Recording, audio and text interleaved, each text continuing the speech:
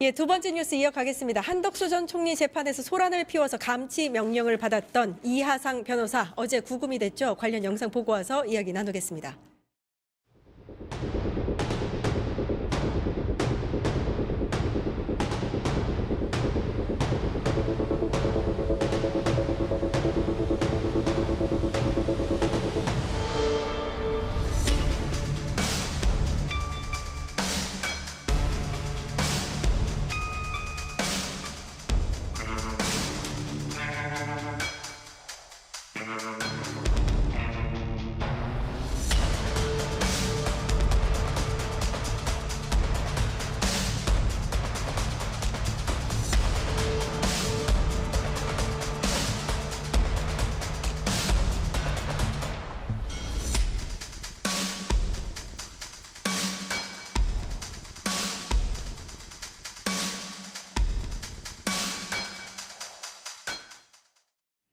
예, 임세은 민주당 선임 부대변인 나와 계십니다. 안녕하세요. 네, 안녕하십니까? 예, 함께 이야기 나눠보도록 하겠습니다. 김용현 전 장관의 변호인이죠. 이하상 변호사가 서울 구치소에 어제 구금이 됐습니다.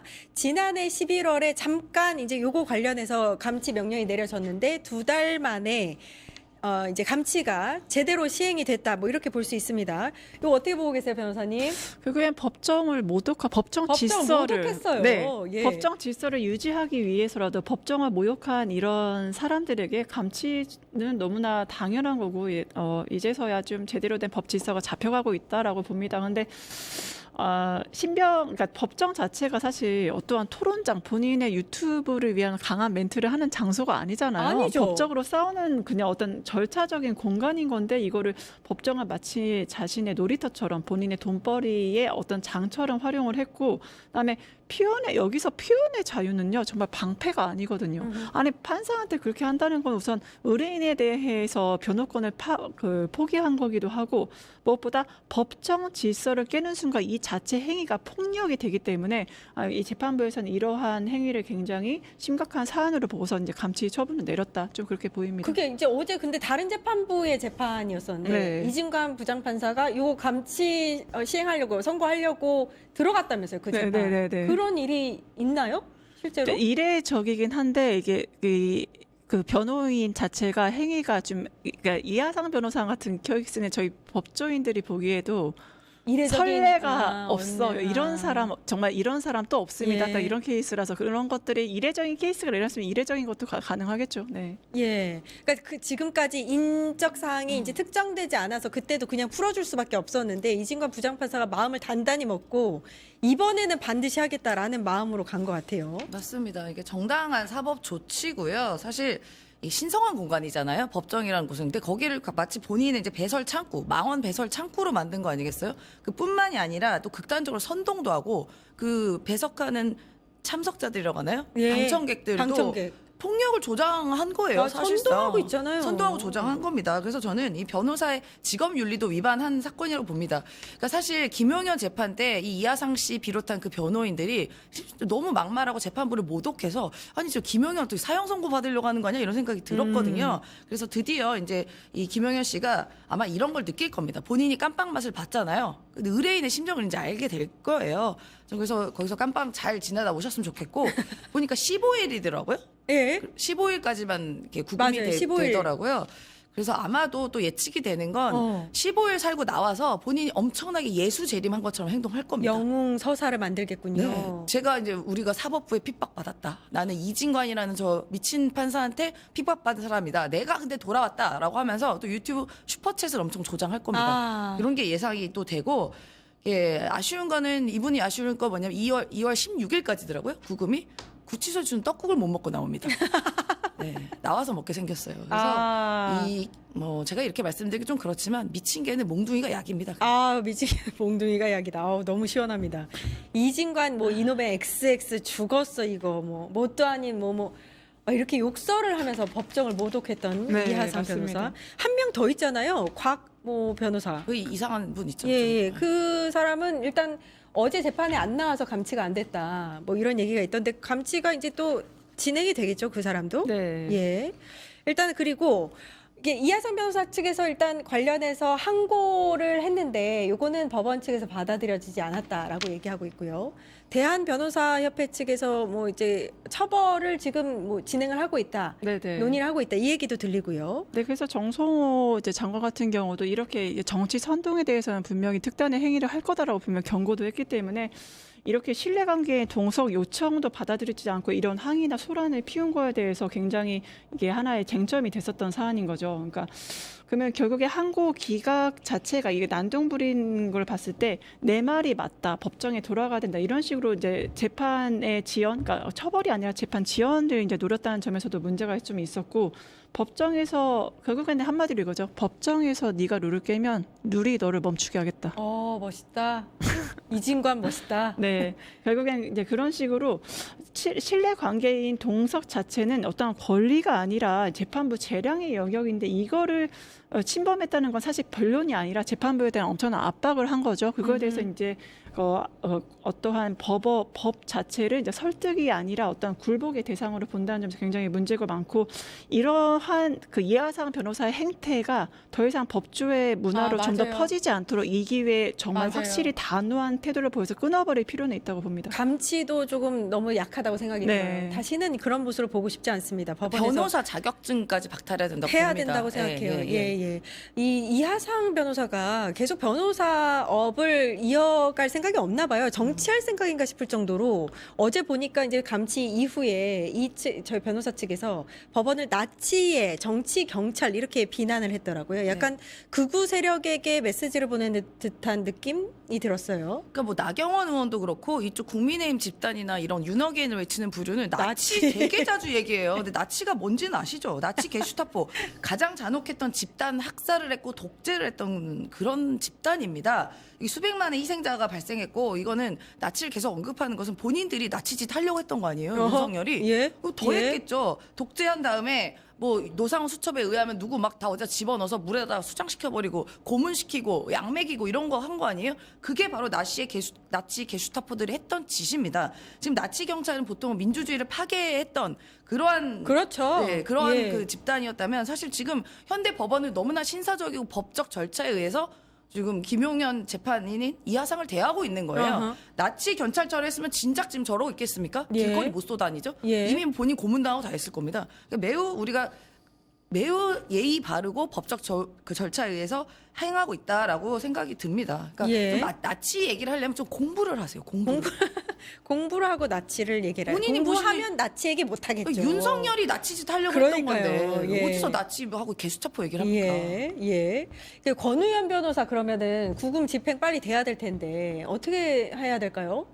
따로 우선 집으로 가는 경우도 있나요? 이런 경우에? 아니 나치 경찰이니까 우리 같이 잡아가야지. 어디 있든 잡아와가지고 해야지. 나치 잡아갈까요? 경찰이라며. 예. 어? 똑같이 하면 되죠. 예. 예, 결국엔 출석을 하지 않았기 때문에 구금 집행이 안 된 거라서 이거는 이제 법적으로 이제 임의적인 사안입니다. 이제 강제적으로 할 수 그러니까 나와야 그거에 대한 집행이 가능한 거거든요. 이제 약간 법적인 오. 구멍이 있다고 보시면 되고. 아. 그러니까 사실 이게 권우현 변호사가 재판장을 도발을 했잖아요. 전 이거 보면서 이건 도발이 아니라 자폭인데라고 예, 생각을 했거든요. 예, 왜냐하면 재판장은 아시지만 법정에서 심판이에요. 그래서 심판에 대해서 도발을 한다는 거는 그러니까. 이거는 나는 더 이상 제대로 된 재판을 받지 않겠다고 스스로의 권리를 포기한 걸로밖에 안 보여서 굉장히고 해보자는 거냐? 이런 말을 한다는 게 나도 판사로서 존중하지 않아, 심판으로서 존중하지 않아, 한번 제대로 싸워보겠어라고 해서 스스로의 이제 자폭적인 행위를 하고 있다. 이제 법 질서를 굉장히 흐리고 있다라고 해서 우려점이 많습니다. 예. 그 권우현 변호사는 다음 재판에 나올지 변호사잖아요. 나와야 되잖아요. 나오면은 이렇게 될 거라고 또 뻔히 보이는데 안 그렇죠. 나오면 또 이상하고. 잡혀갈 것 같으니까. 근데 네. 이들의 특징은 뭐냐면요. 약강 강약이라고 하죠. 아. 약자에게 강하고 강자에게 약하고. 근데 이번에 지금 단호한 처분을 보여줬잖아요. 네. 그전에는 이제 지기현 판사류만 받다 보니까 우리가 이렇게 대놓고 까불어도 괜찮구나라고 생각이 드니까 예. 오히려 막 막말을 더 심하게 하고 이진관 판사를 모욕하고 심지어 가족까지 위협하는 그런 맞아요. 일을 예. 행한 거 아니에요. 근데 이번에 이진관 판사가 단호하게 법적 조치를 한 걸 봤으니까 이제는 또 쫄았네. 하네 하니까 안 나올 겁니다. 예, 이들은 안 나올까요? 안 나올 것 같아요. 예. 도망 다닐 것 같은데 나치 게슈타포의 마음으로 전 꼭 잡아들여야 된다고 봅니다. 그러면 이렇게 하면 막말 좀 자제할 거라고 보세요. 어떻게 보세요?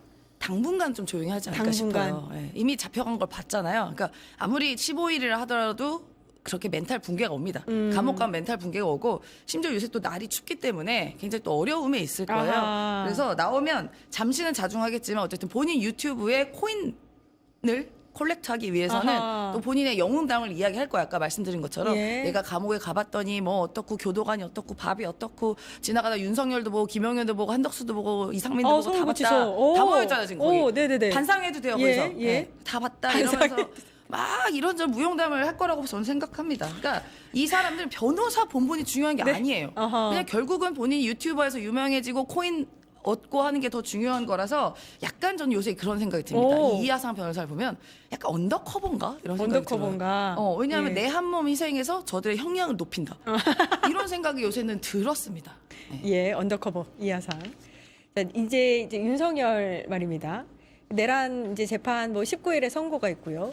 또 하나 중요한 재판이 하나 남아 있는 게 있어요. 뭐 여러 가지 재판 8개 재판 진행되고 있지만 최상변 수사 외압 사건. 네. 이거 재판도 지금 시작이 됐잖아요. 네네네. 여기에서 중요한 게 뭔지 변호사시니까 좀 짚어 주시죠. 최상현 그 출범 배경부터 보시면 수사 외압으로서 공정성이나 독립성을 침해했다고 판단이 되기 때문에 이게 전체적으로 그렇죠. 저 형성이 된 거잖아요. 그리고 봤을 때 재판의 쟁점은 총체적으로 3가지 정도로 보시면 될 것 같습니다. 오. 첫 번째로 누가 지휘했냐, 누가 개입을 했냐, 그 실체가 무엇이냐가 핵심인 거고, 특히 누가 도대체 어떤 경로로 지휘와 개입을 했는지 이제 그거를 첫 번째로 볼 거고요. 두 번째는 이 수사가 원칙적으로 진행이 됐는데 그 개입을 함으로 인해서 어떻게 변경이 됐는지, 그 인과가 어떻게 됐는지에 대해서도 사람들이 분명히 그 핵심 요점을 볼 것 같고, 마지막으로 그 인과관계에 있어서 그 고의성이 있었는지, 그러니까 아하. 실제로 내가 이러한 의도를 가지고 그 현상을 변경시키 결과값이 달라지는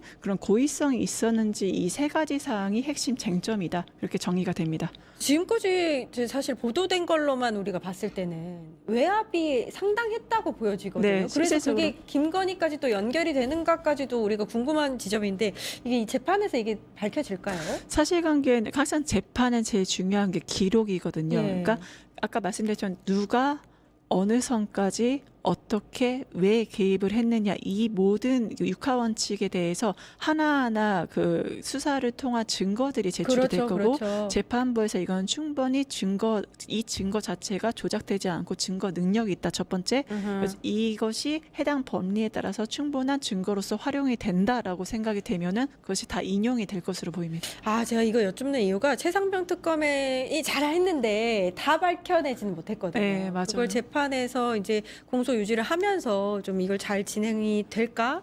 뭐 이런 생각이 들어서 이 쟁점을 한번 여쭤봤고요.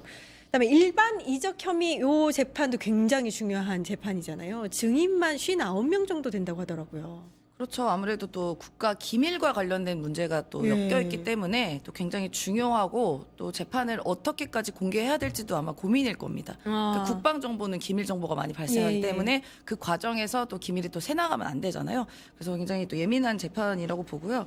아마 중요한 거는 윤석열이 어떤 지시에 의해서 무인기를 왜 날렸고 언제 날렸고 좀 그 조직적으로 했고 얼마큼 알았고 계획했고 이런 게 중요하고 또 군 비행기도 낮게 날라고 일부러 막 조장했잖아요. 그랬었죠. 예, 이것도 어느 단계까지 이게 지휘 체계가 작동했는지 이런 부분도 잘 살펴봐야 될 것 같습니다. 근데 예. 사실 저는 이 내란 수계의 범죄보다 이게 더 큰 범죄라고 생각해요. 더 큰 범죄요? 이거 네. 전쟁 일으키려고 한 거잖아요. 한 거죠. 의도적으로 한 거잖아요. 그래서 사실 윤석열 내란 수계 피의자 같은 경우는 이제 내란이 이제 재판에서 사형 혹은 무기징역이 나오기 때문에 이적 행위에 대해서 유죄가 나온다 한들 사실 바닷물에다 소금물 붓기긴 하죠. 이게 어떤 범죄가 나온다 예. 하더라도. 근데 저는 이 이적 행위에 대해서는 정말 단호하게 단호하게. 법적으로 해야 됩니다. 예. 어떻게 국가의 원수였던 사람이 우리 국민의 생명과 안전을 보장해야 되고 보호해야 될 예. 위치에 있는 사람이 그걸 전쟁을 하려고 합니까? 국민을 불바다에 내던지려고 했던 거 아니에요? 예. 그래서 정말 단호하게 해야 되고 여기 증인과 증거들 다 여러 가지 다 확실히 규명을 해가지고 해가지고요. 다시는 이런 일 발생하지 않도록 해야 된다라고 생각합니다. 예, 근데 아마 윤석열- 이제 제가 예. 말씀드린 것처럼 이게 군 관련된 거기 때문에 좀 조심스러운 면도 있고 뭐 안보 컨피덴셜 뭐 3급 이런 것들이 있을 거예요. 네, 그런 것도 잘 수사를 해야죠. 예, 그렇군요. 중요한 이제 재판들이 연이어서 지금 진행이 되고 있는데 그 중요한 것들 중에서 최상병 특검이 이제 진행을 했던 수사 외압 의혹 재판, 일반인적 재판까지 한번 살펴봤습니다. 임세은 민주당 선임 부대변인님 고생해 주셨습니다. 감사합니다. 네, 고맙습니다. 유튜브 구독하고 실시간 채팅과 댓글을 남기시면 매일매일 7천 TTCO를 드립니다.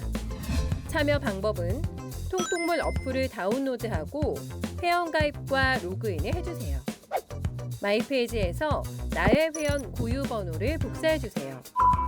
유튜브 구독 후 실시간 채팅이나 댓글창에 고유 번호를 한 번만 입력하면 준비 끝! 지금 유튜브 채팅과 댓글 쓰기 참여하고 실천 TTCO 받아가세요.